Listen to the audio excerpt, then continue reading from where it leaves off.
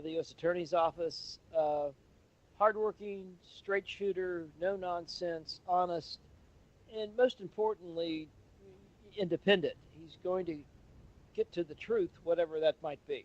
What are your thoughts as you watch this and you watch your former organization go through this? Well, it's most of it's just so unnecessary. I mean, the excuse me, the way Comey was fired, it was a slap to the entire agency, not just to him as an individual. So, they'll come out of it and they'll be fine. And I'm going to guess, McGraw, that he'll probably use some, if not all, of the existing FBI personnel that are investigating the Russian situation that could ultimately and probably will report to him.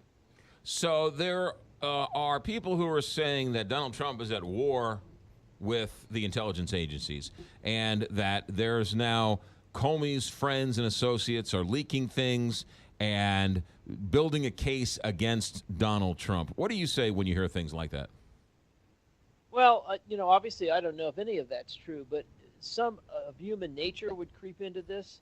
I mean, you got to think to yourself, if you're a career person, whether it's in justice, the intelligence agencies, you have to scratch your head about things that the president has said, and then that move or stunt, whatever term you want to call it, of first of all inviting the Russians into the White House, but then sharing with them a highly classified piece of information when they're not our ally. They're an adversary, and anybody thinks otherwise is not seeking the truth.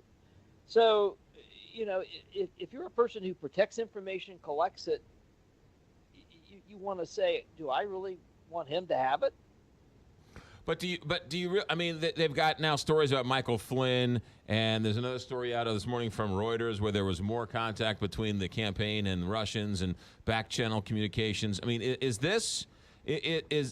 are they at war with the president? And I don't know if it was you, but somebody said you don't pick a fight with the intelligence communities because they know all.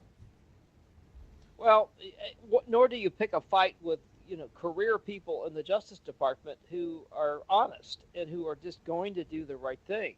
So it's a bad move. Now, the way we react to things, McGraw, tell us a lot about maybe where our head is. So is he worried about what they could find? If you want me to guess, that's the problem here. How long do you think this investigation of Robert Mueller is going to take before we get some answers? A while. And I say a while, a year or two. And here's the reason why. This information is not going to be straightforward. So let's say, McGraw, you and I had a conversation in a coffee shop in Prague, but you and I were the only two people there. Now, how do we figure out what was said? A source may have told us what was said, but corroborating conversations, corroborating what was said potentially between the Trump team and Russian contacts, and then you add to that money movement, it's not going to be probably straightforward. If you wrote me a check, McGraw, and I put it in my checking account, that's pretty straightforward. However, if you wanted to pay me money and it not look like whatever it might be, I may move it a certain way. I may call it something else. I may transfer it through different people before it ends up in its ultimate location. So that stuff takes a long time to track, and you're really talking about getting some of our international allies to probably help us track it. I've asked this question all morning long, getting all sorts of answers to this. Do you think James Comey testifies in front of Congress and in open for the public to hear this in the next few weeks? Yes, and I don't know to what degree of specifics, but I think he wants to talk open about this. I think he wants the public to hear what transpired in these conversations with the president. Are you shocked that he wrote memos to himself about and basically notes in these conversations he had with Donald Trump privately in the Oval Office? Absolutely not. I would have done the same thing.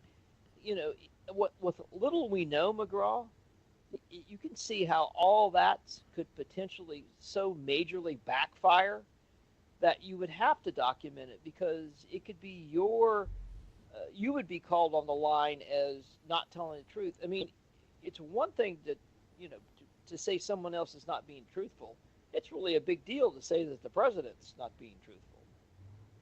ABC News crime and terrorism analyst with us for many years, former FBI man Brad Garrett. Brad, thanks for checking in. Take care, McGraw. 810 Big 550.